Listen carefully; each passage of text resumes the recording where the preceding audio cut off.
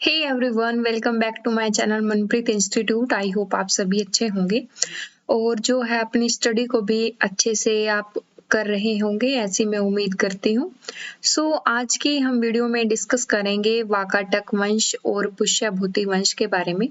अभी तक हमने जितने साम्राज्य के बारे में, जितने वंश के बारे में बात करी है, वो सारे बहुत ही ज़्यादा इम्पोर्टेंट हो जाते हैं आपके वो एग्ज़ाम के पॉइंट ऑफ व्यू से।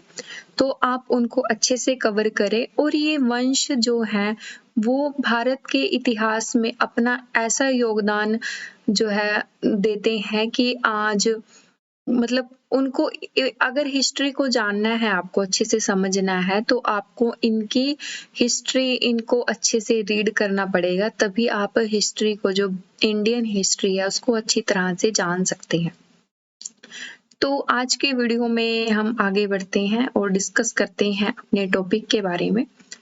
तो यदि अगर आप हमारे चैनल पर नए हैं तो प्लीज़ लाइक करें, शेयर करें, सब्सक्राइब करें और यदि आपको इस पर्टिकुलर वीडियो का पीडीएफ चाहिए तो आप हमारा टेलीग्राम चैनल है जो उसे ज्वाइन कर सकते हैं।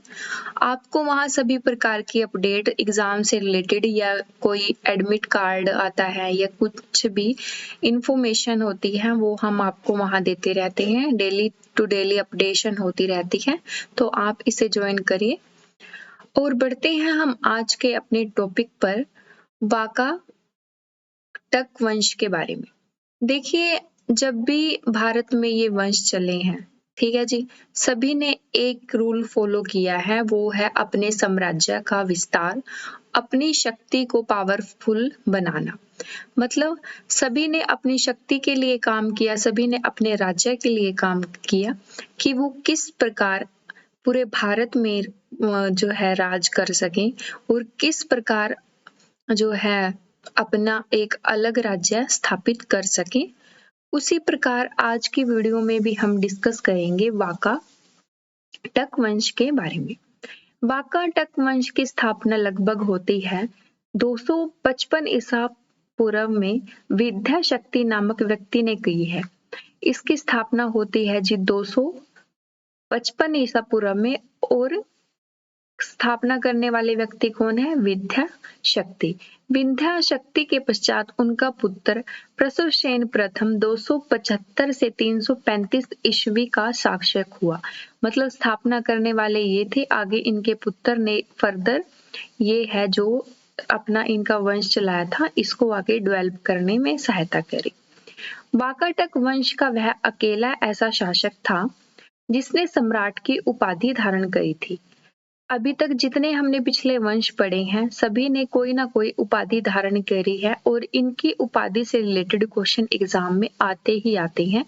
आपको वहां से वो उपाधियां भी सारी ध्यान रखनी है और जो ये उपाधि है आपको ये भी ध्यान रखनी है।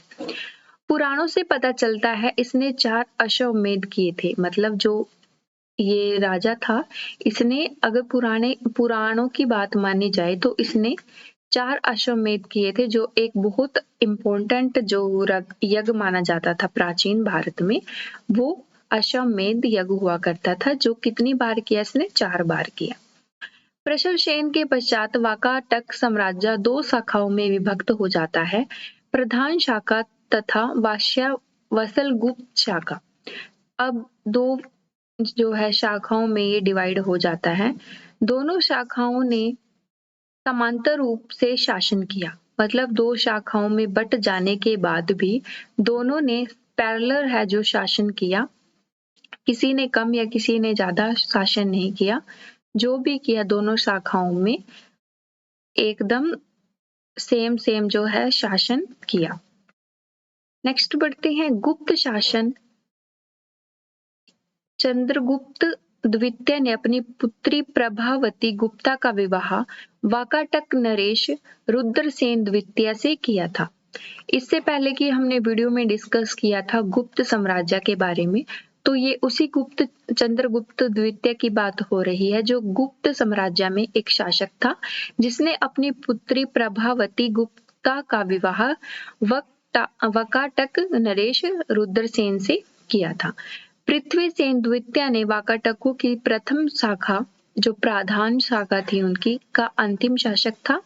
उसके बाद उसका राज्य वारासीम शाखा के हर्षसेन के हाथों में चला गया था। मतलब इसका जो राजवंश था वो धीरे धीरे पतन की ओर आता गया और हरिसेन के हाथों में चला गया। नेक्स्ट देखते हैं हम वारासीम शाखा के वाकाटक। वाकाटक वंश की इस शाखा की स्थापना 330 ईस्वी में सम्राट प्रसवसेन के पुत्र स्वरसेन ने की थी।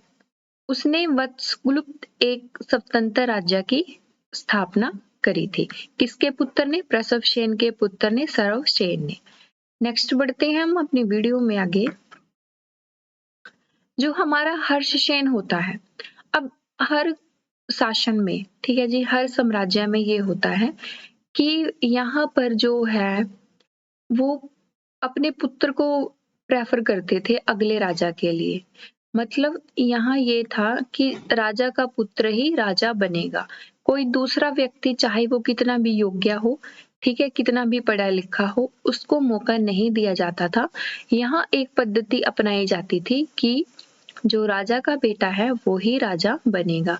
तो इसी पद्धति का अनुसरण करते हुए सारे राजवंश जितने भी प्राचीन भारत की जो है इतिहास में रहे हैं वो सभी इसी पद्धति के कारण आगे अपना शासन करते हैं।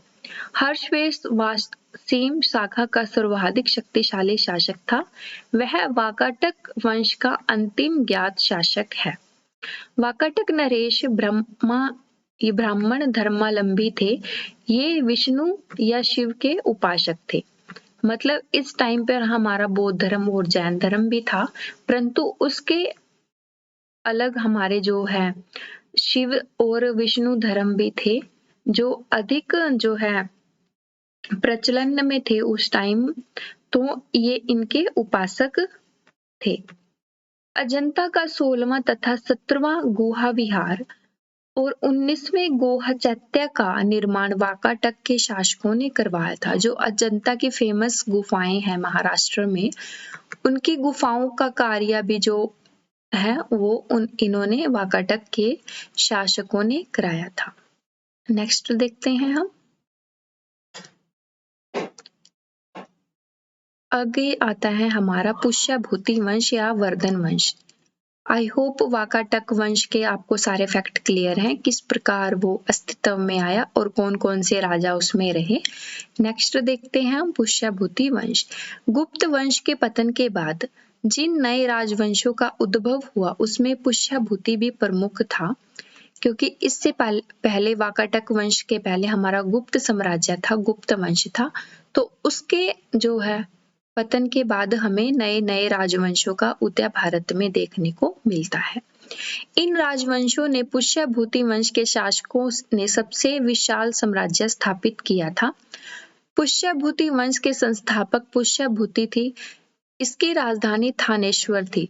पुष्यभूति का थोड़ा जिक्र हमने पहली वीडियो में भी किया था।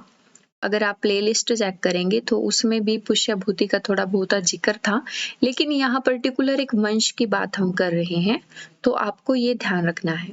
प्रभाकर वर्धन इस वंश की स्वतंत्रता का जन्मदाता था तथा प्रथम प्रभावशाली शासक था जिसने परम भाकटक और महाराजा धीराज जैसी सम्मानजनक उपाधियों को धारण किया था। इनकी भी उपाधियां आपने ध्यान रखनी है कि किसने कौन सी उपाधि धारण करी थी, क्योंकि उपाधियों से क्वेश्चन एग्जाम में पूछ लिए जाते हैं। आई होप यहाँ तक के फैक्ट आपको सारे क्लियर है। नेक्स्ट बढ़ते हैं हम। जो प्रभाकर वर्धन होता है उसकी पत्नी यशोमती के 2 पुत्र होते हैं जिनका नाम होता है राज्यवर्धन और हर्षवर्धन, जो बाद में बहुत ज्यादा फेमस जो है शासक माने जाते हैं। तथा एक कन्या राजेश्वरी उत्पन्न हुई। राजेश्वरी का विवाह कन्नौज के मुखिर राजा ग्रह वर्मा के साथ हो जाता है। इनके पास 2 पुत्र होते हैं और एक पुत्री होती है, जो जिसका विवाह किसके साथ किया जाता है? कन्नौज के जो शासक हैं उनके साथ किया जाता है। मालका के शासक देवगुप्त ने ग्रह वर्मा की हत्या कर देती है, कर दी, मतलब उसकी हत्या कर देता है। ये जो मालवा का शासक होता है हमारे पास देवगुप्त, उसकी हत्या कर देता है। किसकी हत्या कर देता है? राजश्री के जो हस्बैंड होते हैं, पति होते हैं, उनकी हत्या कर देता है। राज्यवर्धन ने देवगुप्त को मार डाला।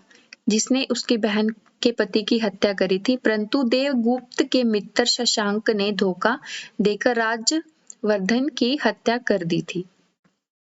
जो देवगुप्त का जो मित्र था, उसने जो है धोखे से राज्यवर्धन की हत्या कर दी थी। मतलब राजश्री के जो है भाई को भी वो मार देता है और उसके पति को भी। अब नोट देख लेते हैं। शशांक जो था शैव धर्म का अनुयायी था। इसने बोध वृक्ष बोध गया को कटवा दिया था।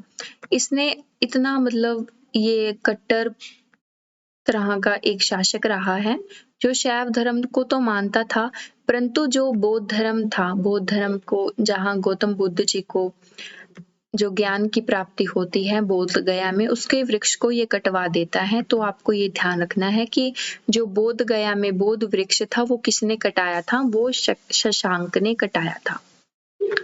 नेक्स्ट देखते हैं हम। जो राज्यवर्धन की मृत्यु के बाद 1606 ईस्वी में 16 वर्ष की अवस्था में हर्षवर्धन थानेश्वर की गद्दी पर बैठता है। बड़ा भाई कौन होता है? राज्यवर्धन। उसकी मृत्यु हो जाती है। जो देवगुप्त था उसका जो सेनापति था शशांक, वो धोखे से उसकी मृत्यु कर देता है, उसकी हत्या कर देता है। उसके बाद 16 वर्ष की अवस्था में जब वह हर्षवर्धन 16 साल की आयु में होते हैं तो वो थानेश्वर की गद्दी पर बैठ जाता है। हर्ष को शीलादित्य के नाम से भी जाना जाता है। परम भाटकर नरेश की उपाधि ये धारण करते हैं। ठीक है जी, इन्होंने भी एक उपाधि धारण करी थी जो है परम भाटकर। जो उपाधि रही है वो इन्होंने धारण करी थी। नेक्स्ट देखते हैं हम। हर्ष ने शशांक को पराजित करके कनौज पर अधिकार कर लिया, उसे अपनी राजधानी बना लिया। हर्ष ने जो है वो शशांक जिसने राज्यवर्धन की मृत्यु करी थी, उसके बाद वो उसको हरा देता है और कनौज पर अधिकार कर लेता है। कौन? हर्षवर्धन। हर्ष और पुलकेशिन द्वितीय के बीच में, ये द्वितीय है यहाँ पर, के बीच नर्मदा नदी के तट पर युद्ध में जिसमें हर्ष की पराजय हो जाती है। एक युद्ध होता है हर्षवर्धन और पुलकेशिन द्वितीय के बीच में। कहाँ होता है? हमारा नर्मदा नदी के तट पर होता है, जिसमें हर्षवर्धन जो है हार जाते हैं। हर्षवर्धन ने कश्मीर के शासक से बुद्ध के दंत अवशेष बलपूर्वक प्राप्त किए थे। ठीक है जी। हर्ष के समय में नालंदा महाविहार महायान बौद्ध धर्म की शिक्षा का प्रधान केंद्र था।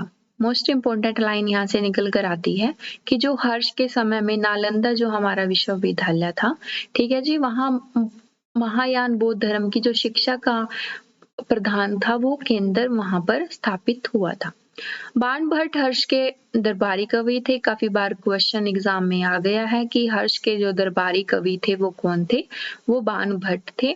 उन्होंने हर्ष ऋतर एवं कादम्बरी की रचना करी थी। किसने करी थी? बाणभट्ट ने करी थी। बाणभट्ट के गुरु भूचर थे। हर्ष को भारत का अंतिम हिंदू सम्राट कहा गया है। मोस्ट इम्पोर्टेंट फैक्ट यहाँ से निकल कर आता है कि जो भारत का अंतिम हिंदू सम्राट था, यहाँ पे हिंदू सम्राट था, वो कौन था? वो हर्ष था। आई होप यहाँ तक की फैक्ट आपको क्लियर है। नेक्स्ट बढ़ते हैं हम।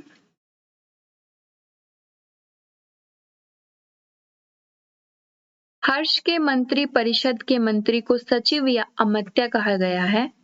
ग्राम शासन की सबसे छोटी इकाई ग्राम शासन का प्रधान ग्रामातलपिट कहा जाता है। देखिए, मैंने पिछली वीडियो में भी आपको बताया था कि जो ये इकाइयां होती हैं, छोटी छोटी शब्दावलियां होती हैं, आपने इनको याद रखना है।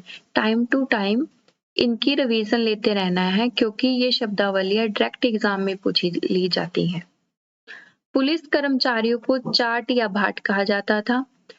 दंड पाशिक या दंड पाशिका पुलिस विभाग के अधिकारी होते थे। हर्ष ऋतर में संचाई के साधन के रूप में तुल्य यंत्र यानी कि जल पंप का उल्लेख मिलता है, जो सिंचाई के लिए प्रयोग किए जाते थे साधन। ठीक है जी। हर्ष के समय मथुरा सूती वस्त्रों के निर्माण के लिए प्रसिद्ध था। जो मथुरा हमारा प्लेस है वो सूती वस्त्रों के लिए फेमस था। तो ये थी आज की वीडियो। आई होप आज की वीडियो आपको पसंद आई होगी। अगर आपकी कोई क्वेरी है, कोई आपका सजेशन है तो आप हमें कमेंट कर सकते हैं। कमेंट बॉक्स आपके लिए हमेशा ओपन रहता है। आप हमें कोई अपना सुझाव दे सकते हैं और प्लीज वीडियो को लाइक शेयर जरूर करते रहिए, क्योंकि आप अगर लाइक शेयर करते हैं तो हमें भी मोटिवेशन मिलता है और अगली वीडियो हम चाहते हैं कि आपको अच्छे से अच्छा कंटेंट हम दें, ताकि आपकी जो स्टडी है वो अच्छे से होती रहे और आप एग्जाम में अच्छा परफॉर्म करें। तो थैंक्स फॉर वॉचिंग। जय हिंद।